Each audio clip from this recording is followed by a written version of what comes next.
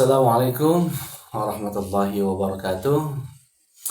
Alhamdulillah, alhamdulillah wassalatu wassalamu ala Rasulillah Sayyidina Muhammad ibn Abdullah wa ala alihi wa sahbihi wa mawalah.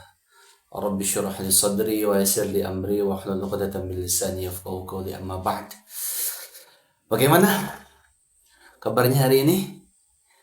Semoga semuanya sehat ya. Tapi bukannya sekedar sehat, tapi sehat dalam keadaan takwa, panjang umur, tapi bukannya sekedar panjang, tapi panjang dalam kebaikan amal, dan juga diluaskan rezekinya, tapi bukan hanya sekedar luas, tapi yang halalan thayyiban mubarakan fi. Amin ya Allah ya Rabbal Alamin. Adik-adik semuanya, izinkan Bapak di sini untuk sharing ya. Untuk sharing, sama-sama belajar, sama-sama mengingatkan dan juga mendoakan dalam kebaikan. Toh pada hakikatnya, pada intinya ketika Bapak berbicara seperti ini untuk Bapak pribadi dan juga untuk kalian semuanya.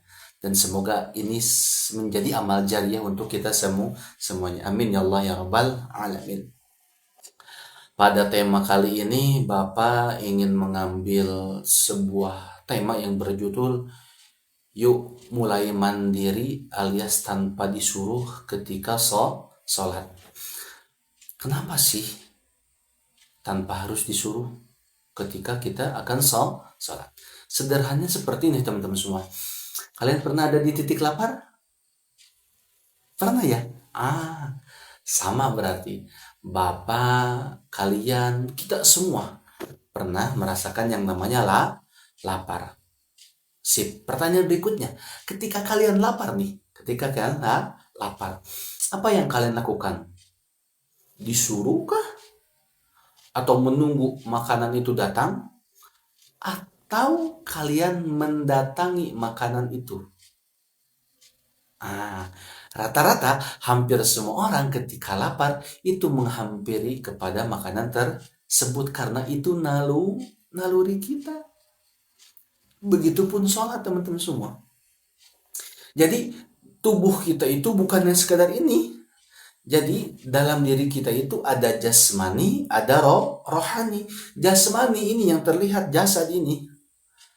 Ruhani tidak terlihat, tapi meskipun tidak terlihat, dia itu butuh asupan nutrisi. Kalau jasmani mungkin ketika lapar maka dimasukkan oleh makanan. Kalau rohani itu bukan makanan, melainkan zikir. Salah satunya sholat, baca Al-Quran, ya, berbuat amal kebaikan, sedekah dan lain sebagainya. Itu adalah nutrisi bagi ruhani kita.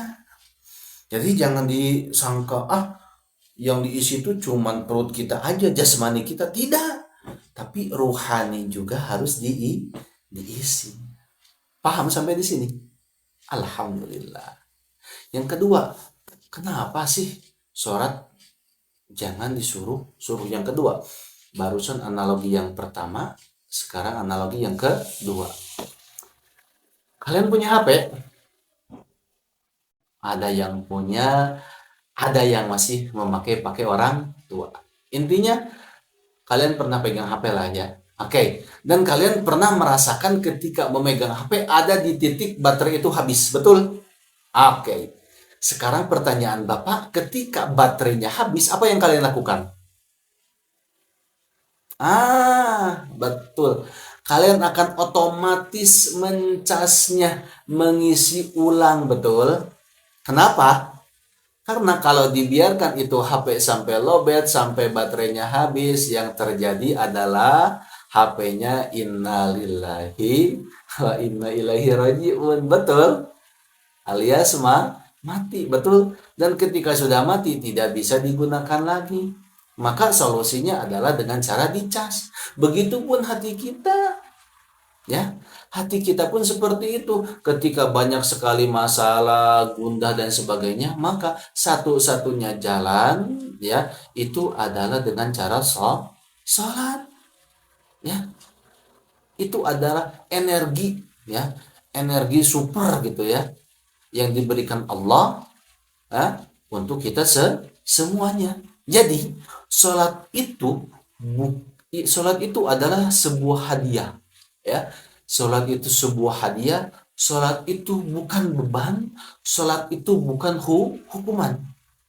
Justru dengan sholat kita sedang berkomunikasi dengan Allah tanpa internet, tanpa perantara, tanpa HP.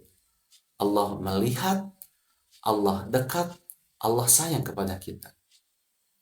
Maka adik-adik semuanya, sebagai closing, sebagai penutup, ya, pada hakikatnya, ya, pada intinya Allah itu tidak butuh sebetulnya sholat kita.